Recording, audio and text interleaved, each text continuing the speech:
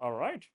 So in this sheet, obviously this will be in the attached files to this video. So for now, in this explanation, let me show you. So what I've done is I've prepared the formats that you need to know to be able to prepare the budgets, because in the examination, you probably will be required to make these budgets. So it's pretty actually it's pretty simple. On the columns, we always write the months we are trying to make the budget for, because in the exam, you'll either be asked for 2 3 months worth of these budgets. So if you notice, to make sales budget, we just need to write the unit sold, again, which will be provided in the question, with the selling price, which will also be provided in the question, and to get the total revenue. All you have to do is know the format. What do I need? Okay, first I need to write the unit sold. Then I need to multiply that by the selling price, and then I get the total revenue that I'm expecting for this year. That's how you get the numbers that we already discussed here.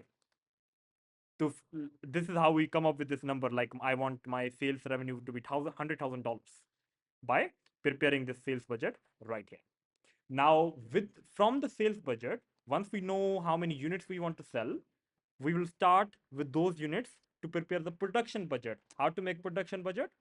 So we write the budgeted sales units, which is this. Add desired ending inventory means, like, at the end of the year or at the end of the month. In this case, of course, it's at end of the month. How much inventory we want to have in our stock after selling whatever we wanted to sell, and then you combine them to get total needs, and then you subtract the beginning inventory, means how much inventory you already have from previous month, because if you already have some, you don't need to produce all of the extra things you need. And if you subtract that, you get the required production in units. Now, the reason I'm going through this fast, because the main thing here is to know the formats. All you have to do is memorize the formats. First, I'll write this, then this, then this, then this, then this. If you can do that, you already done 90% of the work. Then you'll just have to solve a couple of questions, get just know like how to find this number, how to find this number. That is pretty easy. Okay. Then we direct material purchase budget. Again, you'll write units to produce. This you will find from the production budget required production units. So everything is related to the previous thing. It's like very sequential, uh, in a sequence. So now here, direct material purchase budget, units to produce, and then we have materials required per unit. So units to produce, how many units we want to make, and here how much material we need to make 1 unit, and then we multiply them together to get the total material needed for production. But we will add also how much ending inventory of that material we want to have after like making all of the units we will be making, and then you get the total requirement of material, how much total materials we need, and then you subtract what you already have of those materials in stock, because of course, like, I will have some leftover from the previous month. And then we have materials to be purchased, because if you subtract the material you already have from the total material you need, you get the extra material you need to purchase on top of that. And then you multiply by cost per unit of material. Now, units by unit of material, it basically means, like, usually materials are in kilograms or pounds. So here it will be per kilogram. You multiply what is the price of per kilogram of material or per pound of material. So that's what they mean. And then you get the total cost of materials.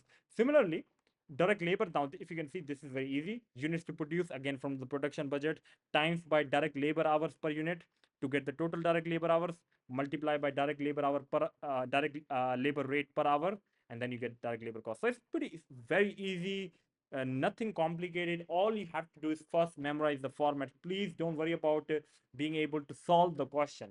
Worry about memorizing the format. This is a mistake that students make all the time. They take every topic, like, learn every topic the same way. Not every topic is supposed to be learned the same way. Okay, if you're learning activity-based costing, it makes sense. Solve some questions to understand what's going on. However, when you're doing this topic, you have to know the formats before you can even like think about solving a question. So please memorize the formats first, then go and try to solve a question. Now, in the manufacturing overhead budget, we first write all of the variable overheads, indirect material, indirect labor, variable utilities, and then all of the fixed overhead costs, depreciation, insurance, salaries, and all of those things. We've already talked about that. And after that, We prepare the selling, general and administrative expense budget. Again, you can see it's just like listing of all of the items. I've tried to make it extensive so you know all of the examples that come under selling and which cost are general and administrative. So the easy trick is administrative means office expenses, and general are like which don't fall into either administrative or selling, general things, you know. And then the cash budget, this I've not copied the format here because first you have to make sure the first six budgets are very good, and cash budget will do separately because I will also like show you how to solve the cash budget because I know students have a lot of problems solving a cash budget question. So I'll obviously give you some time, try to memorize all the formats, and I will see you in the next video.